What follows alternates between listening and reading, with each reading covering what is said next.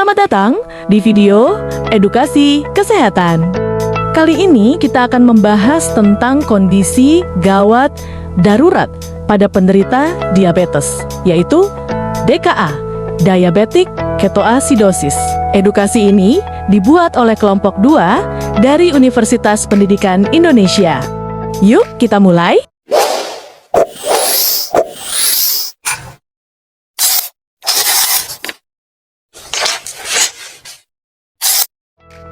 Halo semuanya, kenalin, aku Rina.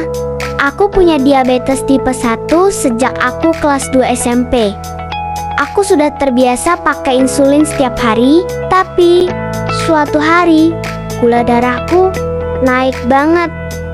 Dan aku mengalami kondisi yang namanya DKA.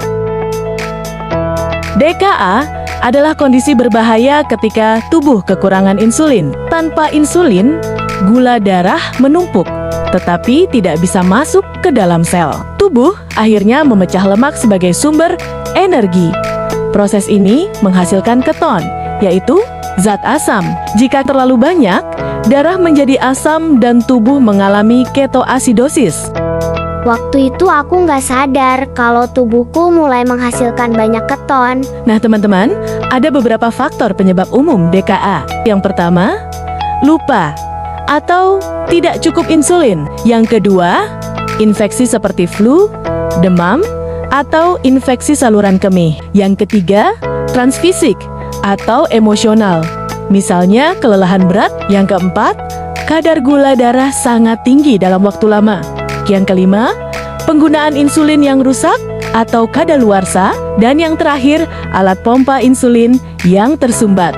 Aku waktu itu lagi flu, jadi ternyata itu pemicunya. Gejala DKA biasanya muncul perlahan. Ini tanda-tanda yang perlu diwaspadai. Pertama, haus berlebihan. Kedua, sering buang air kecil. Ketiga, mual dan muntah. Keempat, napas cepat dan berbau buah. Kelima, lelah dan mengantuk serta penglihatan kabur. Keenam, sakit perut. Dan terakhir, kebingungan atau linglung. Aku waktu itu sangat haus, pusing, dan napasku terasa cepat banget.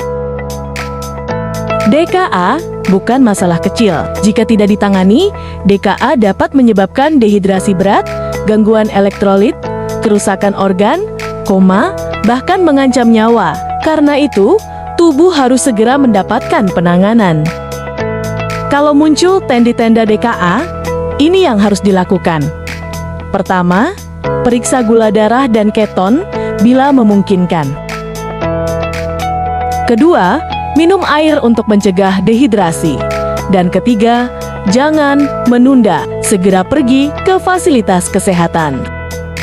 Penanganan medis biasanya meliputi pemasangan infus, cairan untuk mengatasi dehidrasi, insulin intravena untuk menurunkan gula darah, pemantauan elektrolit seperti kalium, observasi ketat oleh tenaga kesehatan. Waktu aku sampai di klinik, aku langsung diinfus dan diperiksa terus-menerus. Mencegah DKA itu bisa, asal dilakukan dengan disiplin. Berikut caranya. Selalu gunakan insulin sesuai aturan. Cek gula darah secara rutin. Periksa keton saat sakit atau gula darah. Minum cukup cairan. Jangan lewatkan kontrol ke dokter. Pelajari tanda DKA sejak dini. Sekarang aku lebih hati-hati. Kalau lagi sakit, aku cek keton juga. DKA itu nggak enak banget. Terima kasih sudah menonton video edukasi ini. Dengan mengenali gejala dan pencegahannya, DKA bisa dihindari. Tetap jaga kesehatan, tetap patuhi terapi, dan kenali tubuh kita.